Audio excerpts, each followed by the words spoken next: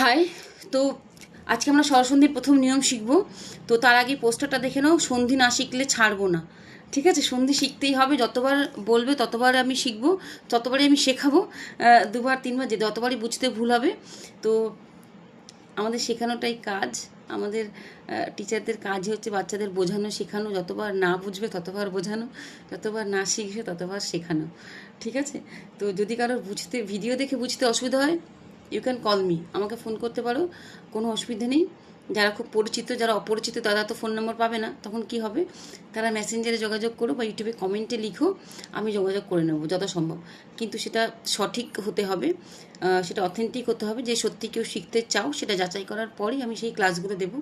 তো চলো, প্রথমে আমার হেডিংটা দেখে নাও, কী দেওয়া হচ্ছে, সন্ধি না শিখলে ছাড়বো না, ঠিক আছে? তো পরবর্তী ছবিতে দেখো কি দেওয়া আছে, সন্ধি। দেখছো তো দুটো হাতের মিল। তো আগের দিন আমি বলেছিলাম না, আগের ভিডিওতেই, যে সন্ধি মানে হচ্ছে মিলন।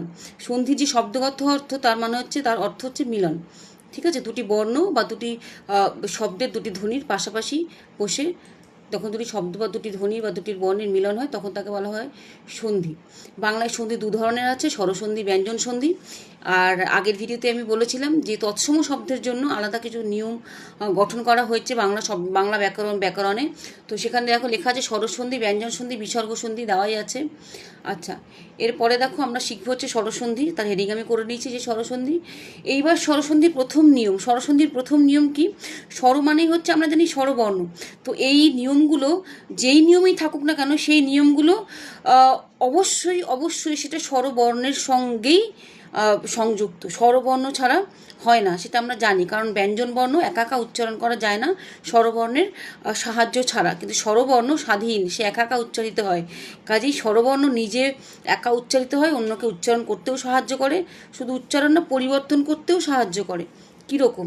এইগুলোই সে নিয়ম যেগুলো সন্ধির মাধ্যমে আমরা শিখব। প্রথম নিয়ম কি দেওয়া আছে দেখো, যে অকার কিংবা আকারের পর অকার কিংবা আকার থাকলে উভয় মিলে আকার হয়। আকার পূর্ববর্তী ব্যঞ্জনের সঙ্গে যুক্ত হয়। অর্থাৎ আমরা কি জানি, দুটি পদের বা দুটি বর্ণের মিলনকে সন্ধি বলে।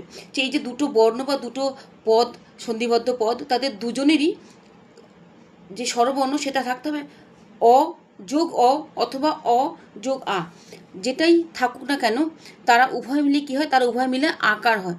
দেখো আমি এখানে ভিডিওতে পরিষ্কার করে দেওয়া আছে যে অকার কিংবা আকারের পর অকার কিংবা আকার উভয় মিলে আকার হয়, ঠিক আছে? যেমন যদি আমরা উদাহরণ দেখি, দেখো নর যুক্ত অধম, নর, ন বৈষণ্য র, বৈষণ্য রর পর কোনো আকার রস্বীকার কিছু নেই, সুতরাং এখানে অ আছে, যোগ অধম, অধমের শুরুতে আবার অ আছে। তাহলে কারা যুক্ত হচ্ছে? অ যোগ অ যুক্ত হচ্ছে, তাহলে নরধম হবে না, ন রাধম হবে। সূত্র অনুযায়ী অয়ের সঙ্গে অ বা অয়ের সঙ্গে আ যদি যুক্ত হয়, আ হবে, ঠিক আছে? তো অয়ের সঙ্গে অ বা অয়ের সঙ্গে আ যুক্ত হলে আ হবে। তাই নর অ যোগ অধম অ, ন রাধম, অ যোগ অতে আ হয়ে গেল। দ্বিতীয় একটি উদাহরণ দেখো, একই রকম, যে এখানে অযুক্ত অ আমরা দিয়েছি, এবার অযুক্ত আ কিভাবে হচ্ছে দেখো, হিম যুক্ত আলয়, হিম হি ময়ের পাশে কোনো স্বরবর্ণ নেই, শুধু আমরা তাই ধরে নিই কি ময়ের পাশে অ আছে, শূন্য মানেই সেখানে অ, কোনো স্বরবর্ণ ছাড়া কোনো ব্যঞ্জনবর্ণ উচ্চারিত হয় না বা হতে পারে না। তাই ময়ের পাশে অ আছে, হিমযুক্ত অ, সরি হিমের ময়ের সঙ্গে কি আছে, অ। তো ময়ের পাশে অ যোগ আলয়, আলয়ের কি শুরু হচ্ছে, আ দিয়ে শুরু হচ্ছে, তাহলে অ যুক্ত আ, তাহলে অ যোগ আ যুক্ত হয়ে কী হবে, আ হবে। হি মালয়, হি মলয় নয়, হি মা লয়, অ যুক্ত আ, আ। এটা আমরা সন্ধির সূত্র অনুযায়ী বলছি। অযুক্ত অ থাকলে আ হবে, অযুক্ত আ থাকলে আ হবে। 3 নম্বরে আ যোগ আ থাকলেও আই হবে। একটা উদাহরণ দিয়ে বলে দিই, দেখো বিদ্যালয়ের সন্ধি বিচ্ছেদ করলে কি হয়, বিদ্যা যুক্ত আলয়। তো বিদ্যার বানান কি, বয়রস্বী দয় জফলা আকার, আকার আসছে, যোগ আলয়, আলয়ের বানান কি, আ ল অন্তস্তীয় আলয়।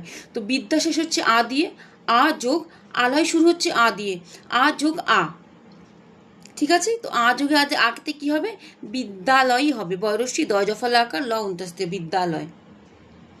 তাহলে এটি ছিল সন্ধির প্রথম সূত্র। অ যোগ অ থাকলে আ হবে, অ যোগ আ থাকলেও আ হবে।